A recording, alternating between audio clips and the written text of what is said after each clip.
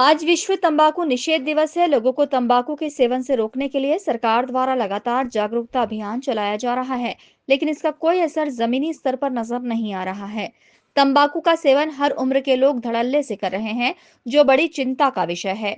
Indore super speciality hospital के अधीक्षक doctor Sumit Shukla का कहना है कि तंबाकू से बनने वाले नशे के सामान से 14 तरह के कैंसर इंसान को होते हैं। तंबाकू सरकार के लिए रेवेन्यू का बड़ा सोर्स है।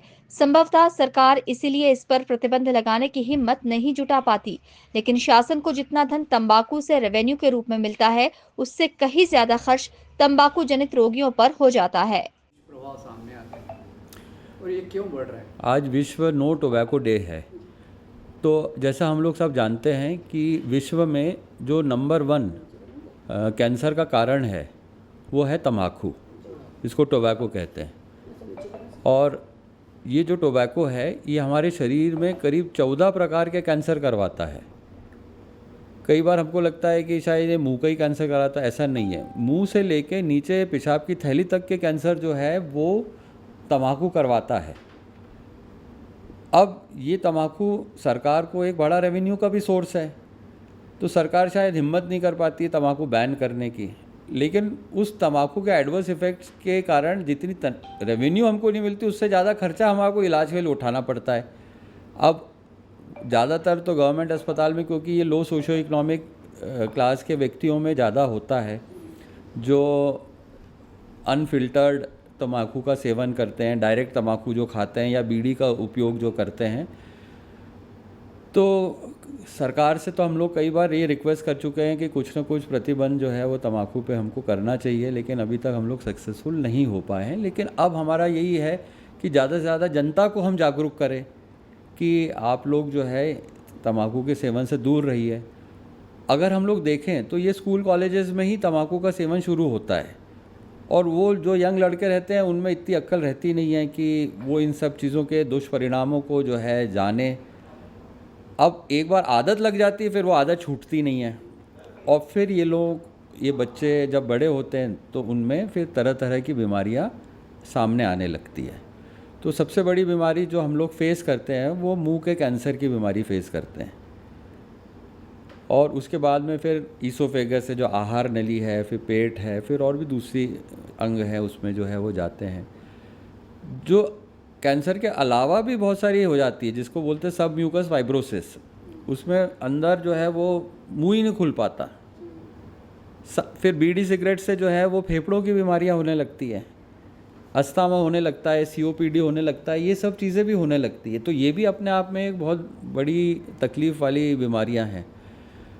ओवरऑल अगर देखा जाए तो ये तम्बाकू एक बहुत बड़ा चैलेंज है हमारी सोसाइटी के लिए। तो हम लोग सबको जो है वो जागरूक होना है। कोई भी हमारा पहचान वाला अगर दिखे उसको मोटिवेट करे। ऑल्दो ये डिफ़िकल्ट है, क्योंकि एक बार आदत लग जाती है और डिपेंडेंसी हो जाती है और एडिक्शन हो जाता है, तो फिर उस एडिक्शन को दूर करने के लिए हमारे को बहुत मेहनत करनी पड़ती है।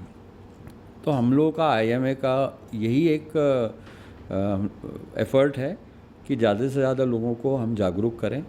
और इसी श्रृंखला में कल आईएमए ने क्राउन पैलेस में भी एक पत्रकारों के साथ में नो टोबैको डे पे एक कार्यशाला रखी है। तो आप लोग सब जो है उसमें इनवाइटेड हैं। आप लोग सवेरे 10 बजे से आइए, ताकि हम इंदौर की जनता को जागरूक कर सकें। सर, डाटाबेस की बात करें तो क्या स्थिति कितना बढ़ रहा है लगातार पेशेंट्स का जो ग्राफ है? बढ़ रहा है ना, धीरे धीरे तो बढ़ ही रहा है, मरीज ज़्यादा आ रहे हैं, तो ये चिंता की बात तो है। अच्छा डॉक्टर साहब, जो केवल तंबाकू ही हानिकारक है, तंबाकू जनित जो पदार्थ है, गुटखे, पाउच है, नहीं, सभी हानिकारक है। धूम्रपान है। हाँ, सब हानिकारक है, सब हानिकारक है। हम तो बोलते हैं ये सभी चीज़ें जो है वो हानिकारक है, लेकिन अब वो गुटखा, पाउच और ये वो उसमें नहीं, ये तम्बाकू नहीं है, तम्बाकू नहीं है, उसकी पब्लिसिटी करते हैं, लेकिन एडिक्टिव तो है। अच्छा, ये कब ऐसा पता लगता है कि ये बीमारी, इसके लक्षण कैसे उभर के आते हैं? जबकि ज़्यादातर तम्बाकू के इफ़ेक्ट्स शरीर के अंदर ही होते हैं, तो दिखते हैं नहीं। छाले बन जाते हैं, वो छाले धीरे धीरे बड़े होते हैं, फैल जाते हैं। तो ये तो मरीजों को ही देखना है, अपने आप को मुंह को एग्जामिन करवाना समय समय पर कि क्या ये तकलीफ़ हमारे को आ रही है कि नहीं आ रही है। पर अगर वो तम्बाकू, सिगरेट, बीड़ी ये सब चीज़ें छोड़ देंगे तो ऑब्वियसली उन लोगों को जो है आराम मिलेगा, मदद ही कैंसर के मिलेगी। अलावा भी किसी तरह हार्ट या किसी तरह की बीमारियां हो सकती है? हार्ट की बीमारी होती है, फेफड़ों की बीमारी होती है अच्छा, इलाज के बेस पे अगर हम बात करें तो किस तरह से इसका उपचार हो सकता है? तंबाकू जनित बीमारियों का अलग अलग बीमारियां हैं, तो कब उसे इसका किस तरह की डायग्नोसिस होती है, क्या इलाज हो सकता है? कैंसर की डायग्नोसिस तो एग्ज़ामिनेशन, बायोप्सी और इन सब चीज़ों से होती है। फिर कैंसर का इलाज में ऑपरेशन होता है, कीमोथेरेपी होती है, रेडिएशन होता है। लेकिन जो कैंसर के अलावा जो दूसरी बीमारियां हैं, जैसे हार्ट की प्रॉब्लम हुई तो उसमें एंजियोग्राफी कर लें, स्टेंट डालना वो डाल दें, पर ये सब तम्बाकू या उससे रिलेटेड है। तो जैसे जैसे सिम्टम्स आएंगे वैसे वैसे उनका इलाज होगा। अच्छा, जागरूक विश्व स्वास्थ्य संगठन की एक ताजा रिपोर्ट बताती है कि तंबाकू से जुड़ी बीमारियों के इलाज, देखभाल और मौत से मध्य प्रदेश पर करीब 58 करोड़ का बोझ हर साल पड़ रहा है।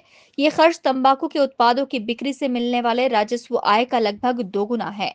Bureau report, INN news, Indore.